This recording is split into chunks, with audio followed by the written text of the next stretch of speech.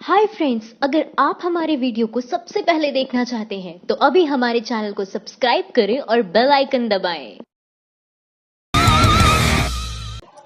भागलपुर में बदमाशों ने 11वीं की छात्रा पर किया तेजाबी हमला। महिलाओं को सुरक्षा नहीं दे पा रहे हैं नीतीश। भागलपुर के अलीगंज इलाके में 11वीं की छात्रा पर बदमाशों ने एसिड से हमला किया है। घटना शुक्रवार की है, जब पीड़ित की अपनी मां के साथ घर पर थी। तभी कुछ आदमी मुंह पर कपड़ा ढके घर में घुस आए। बदमाशों ने पहले लड़की की मां को बंदूक की नोक पर लिया और छात्रा को खींचने लगे। बदमाश लड़की के साथ गैंगरेप को अंजाम देना चाहते थे। जब लड़की ने हाथ चुराना चाहा, तब युवक उससे गाली गलौज करने लगे और लड़की पर एसिड डाल दिया। पुरुषों से अधिक बेरोजगार हुई महिलाएं। ये मोदी की नाकामी ही नहीं, महिलाओं पर अत्याचार भी है। मोदी सरकार ने 2014 के चुनाव में देश में रोजगार पैदा करने के बड़े बड़े वादे किए थे। साथ ही प्रधानमंत्री नरेंद्र मोदी ने नोटबंदी लागू करते समय उसको काला धन खत्म करने की और एक बड़ा कदम बताया था। लेकिन अब ये दोनों दावे झूठे नजर आ रहे हैं। अजीम प्रेमजी यूनिवर्सिटी के सेंटर फॉर सस्टेनेबल एम्प्लॉयमेंट ने 16 अप्रैल को बेरोजगारी के आंकड़ों पर आधारित report state of working India 2019 जारी किया। निजी क्षेत्र में आरक्षण अगर 2019 का मुद्दा बन गया तो ये दलित पिछड़ों की जीत और मोदी मीडिया की हार रहेगी। आरक्षण के बहस पर लौटते हैं। इस शब्द को नकारात्मक तरीके से पेश करने की लगभग हर कोशिश न्यायालय से लेकर संसद तक विफल हो चुकी है। तमाम बहसों में ये साबित किया जा चुका है कि आरक्षण दान दया भीख नहीं है और ना ही ये कोई गरीबी मिटाओ योजना है। इसे पॉजिटिव एक्शन या अफर्मेटिव एक्शन के रूप में भी समझा जा सकता है। आरक्षण का सीधा संबंध प्रतिनिधित्व से है। सार्वजनिक जीवन के हर क्षेत्र में देश की वंचित आबादी को समुचित प्रतिनिधित्व दिए बिना राष्ट्र निर्माण का काम पूरा नहीं हो सकता। छत्तीसगढ़ सीएम की अपील, अगर हमारी सरकार ने काम किया है तो ही वोट दे, वरना ना दे। चुनावी मौसम में एक तरफ जहां प्रधानमंत्री नरेंद्र मोदी और उनकी पार्टी धर्म के नाम पर लोगों से वोट मांगते नजर आ रहे हैं, वहीं दूसरी तरफ छत्तीसगढ़ के मुख्यमंत्री भूपेश बघेल अपने कामों की बुनियाद पर लोगों से वोट देने की अपील कर रहे हैं। उन्होंने ट्वीट कर कहा, अगर किसानों को धान का समर्थन मूल्य 2500 रुपए नहीं मिल रहा तो किसान हमें वोट ना दे। अगर आपका बिजली बिल हाफ नहीं हुआ तो आप हमें वोट ना दे। अगर हर राशन कार्ड पर 35 किलो चावल ना मिल रहा हो तो आप हमें वोट ना दे। सोनी सोरी को टॉर्चर करके जश्न मनाने वाले अब प्रज्ञा के बेतुके आरोप पर मानवाधिकार की बात कर रहे हैं। कई संघियों की सेलेक्टिव शर्म जागी है। उन्हें संविधान बाद याद आया है और ये आईपीएस करकरे पर प्रज्ञा की बकवास को इस मायने में जस्टिफाइज करना चाहते हैं कि उनके साथ हिरासत में अच्छा व्यवहार नहीं हुआ। ये आतंकी प्रज्ञा सिंह की पुलिस हिरासत में हुई यातना का विरोध करना चाहते हैं। हम इस वाली बात का स्वागत करते हैं। प्रज्ञा सिंह भले ही आतंकी हो, उसके मानवाधिकारों का पूरा सम्मान होना चाहिए था, ठीक वैसे ही जैसे किसी भी आरोपी के साथ होना चाहिए। योगी बोले, बाबा साहेब ने संविधान ना बनाया होता तो अखिलेश किसी जमींदार के यहाँ भैंस चरा रहे होते। मुख्यमंत्री योगी आदित्यनाथ ने समाजवादी पार्टी के अध्यक्ष अखिलेश यादव की जाति को लेकर विवादित बयान दिया है। उन्होंने कहा कि अगर बाबा साहेब अम्बेडकर ने संविधान ना बनाया होता तो अखिलेश यादव किसी जमींदार के यहाँ भैंस चरा रहे होते। रामपुर में बोले अखिलेश, दोनों चरणों के चुनावों की तरह बीजेपी का तीसरा चरण में भी खाता नहीं खुलेगा। देवबंद मैनपुरी के बाद अब रामपुर में महागठबंधन की संयुक्त रैली हुई। रैली में सपा प्रमुख अखिलेश यादव, बीएसपी सुप्रीमो मायावती और रामपुर से महागठबंधन के प्रत्याशी आजम खान मौजूद रहे। रैली के दौरान अखिलेश यादव ने आजम खान के लिए वोट मांगते हुए बीजेपी और पीएम मोदी पर जमकर निशाना साधा। उन्होंने कहा वो हमें महामिलावट कहते हैं, लेकिन ये महामिलावट नहीं महापरिवर्तन लाएगा। वो कहते हैं कि नया देश बनाएंगे, हम कहते हैं कि नया देश को नया प्रधानमंत्री चाहिए। जब भाजपा वाले आपसे वोट मांगे तो आप उनसे पहले 5 साल का हिसाब मांगिएगा, मायावती का यही कहना है। देवबंद मैनपुरी के बाद अब रामपुर में महागठबंधन की संयुक्त रैली हुई। रैली में सपा प्रमुख अखिलेश यादव, बीएसपी सुप्रीमो मायावती और रामपुर से महागठबंधन के प्रत्याशी आजम खान मौजूद रहे। रैली के दौरान मायावती ने लोगों से आजम खान को वोट देने की अपील की। मायावती ने यहां रैली को संबोधित करते हुए कहा कि आजम खान के खिलाफ घिनौने हथकंडे अपनाए जा रहे हैं। इस भीड़ और जोश को देखकर लग रहा है कि जातिवादी और संकीर्ण मानसिकता वाली पार्टी को मुंह तोड़ जवाब देने वाले आजम खान यहां से ऐतिहासिक जीत दर्ज कराएंगे। हार के डर से घबराई बीजेपी प्रत्याशी ने लोगों से की अपील, अगर मौका मिले तो फर्जी वोट डाल आना।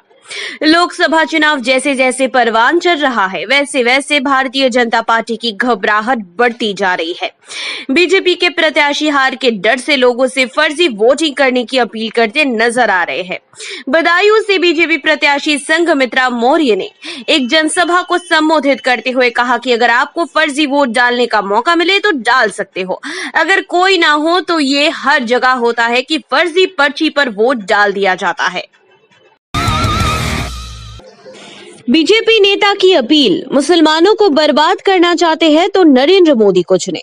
प्रधानमंत्री नरेंद्र मोदी भले ही सबका साथ सबका विकास का नारा देते हो, लेकिन उनकी पार्टी के नेताओं का साफ तौर पर ये मानना है कि पीएम मोदी मुस्लिम विरोधी है और वो एक ऐसे नेता है जो पूर्ण रूप से मुसलमानों का सफाया कर सकते हैं। उत्तर प्रदेश के बाराबंकी में भारतीय जनता पार्टी के नेता रंजीत बहादुर श्रीवास्तव ने कहा कि मुस्लिमों की नस्लों को बर्बाद करने के लिए नरेंद्र मोदी को चुने। श्राप देकर करकरे का नाश करने वाली प्रज्ञा भोपाल में वोट ना मांगे, अपने श्राप से ही दिग्विजय को हरा दे। हाल ही में भोपाल से बीजेपी प्रत्याशी साध्वी प्रज्ञा सिंह ठाकुर ने महाराष्ट्र एटीएस के दिवंगत प्रमुख हेमंत करकरे के लिए विवादित बयान दिया था। उन्होंने अपने दिए श्राप को करकरे की मौत की वजह बताया था।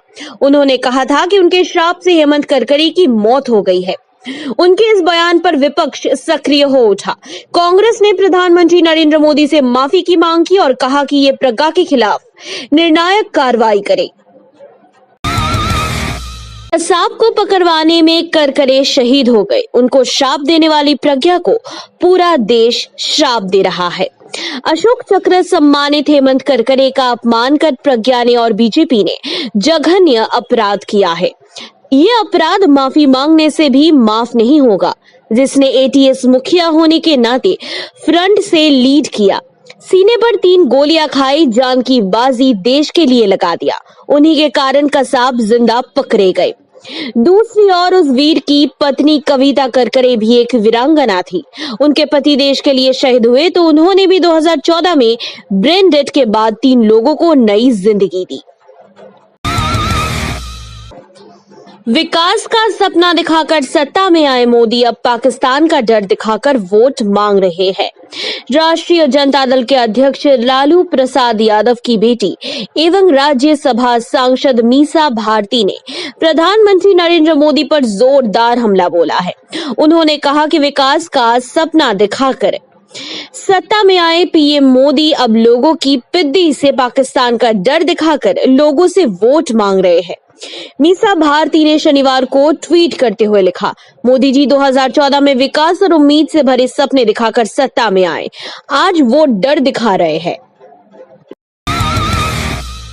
हेमंत करकरे पर विवादित बयान देने वाली प्रज्ञा पर सख्त हुआ ईसी, नोटिस भेज 24 घंटे में मांगा जवाब। मालेगांव बम धमाके की आरोपी साध्वी प्रज्ञा सिंह ठाकुर को चुनाव आयोग ने नोटिस जारी किया है। साध्वी ने 26/11 आतंकी हमले में शहीद हेमंत करकरे पर विवादित बयान दिया था, जिसके चलते साध्वी प्रज्ञा को जिला निर्वाचन अधिकारी ने नोटिस भेजा है। हेमंत करकरे पर उनके दिए बयान को आचार संहिता का उल्लंघन बताया गया है। आयोग ने साध्वी प्रज्ञा को जवाब देने के लिए 1 दिन का समय दिया है। साध्वी का आरोप निकला झूठ। मानवाधिकार आयोग की रिपोर्ट, प्रज्ञा को नहीं किया गया था टॉर्चर। जब से साध्वी प्रज्ञा ठाकुर भाजपा में शामिल हुई है, तब से वो विवादों में बनी हुई है। भोपाल से टिकट मिलने के 1 दिन बाद ही प्रज्ञा ठाकुर का बयान आया था कि जब वो जेल में थी तब पुलिस ने उन्हें प्रताड़ित किया था। प्रज्ञा ने एक चुनावी सभा में कहा कि इसी वजह से उन्होंने हेमंत करकरे को श्राप दिया, जिसके कारण वो मर गए। अब सामने आ रहा है कि प्रज्ञा ठाकुर का टॉर्चर वाला आरोप झूठा है। Supreme court, Bombay high court और यहां तक कि राष्ट्रीय मानवाधिकार आयोग ने प्रज्ञा ठाकुर के इस आरोप को बेबुनियाद और झूठा पाया है। आईपीएस संघ के बाद अब आईएएस संघ ने दिया प्रज्ञा ठाकुर को जवाब। हेमंत करकरे की शहादत को सलाम। मध्य प्रदेश के भोपाल से बीजेपी उम्मीदवार और मालेगांव ब्लास्ट केस में अभियुक्त साध्वी प्रज्ञा ठाकुर ने शहीद हेमंत करकरे के बारे में विवादित बयान दिया है।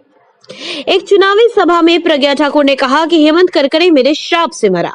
मीडिया रिपोर्ट के मुताबिक प्रज्ञा ने कहा, मैंने हेमंत करकरे को फोन किया और उनसे पूछा कि अगर कोई सबूत नहीं है तो मुझे जाने दिया जाए। उन्होंने कहा कि वो सबूत लाएंगे लेकिन मुझे नहीं छोड़ेंगे। मैंने उनसे कहा आप बर्बाद हो जाएंगे।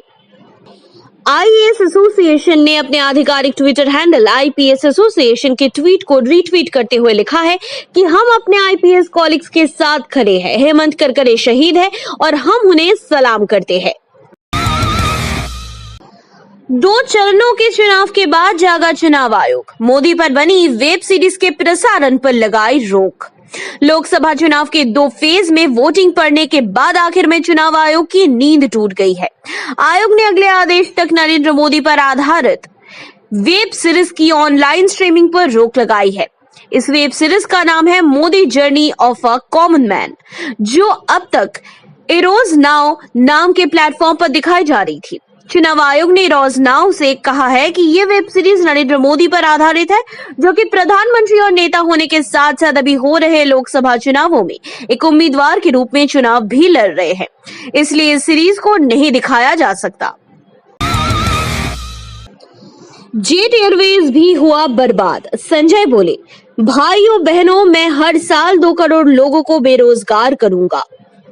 ONGC, BSNL, India post, LIC और अब जेट एयरवेज भी घाटे में चला गया है। वित्तीय संकट में घिरे निजी विमान सेवा कंपनी जेट एयरवेज के कर्मचारियों ने गुरुवार को जंतर मंतर के प्रदर्शन भी किया। अगर कंपनी बंद होती है तो 20,000 लोगों की नौकरी चली जाएगी। पिछले कैलेंडर वर्ष में कंपनी को 4,244 करोड़ रुपए का नुकसान हुआ था। प्रदर्शन के कारण जेट एयरवेज की सभी उड़ानें रद्द कर दी गई है, जिसके कारण यात्रियों को 2 गुना 3 गुना पैसा चुकाकर दूसरे विमान की टिकट करानी पड़ी। माइंड द न्यूज रूम की रिपोर्ट। Thank you for watching our video. अगर आपको हमारी वीडियो पसंद आई हो तो इसे लाइक जरूर करें और हमारे चैनल को सब्सक्राइब करना ना भूलें।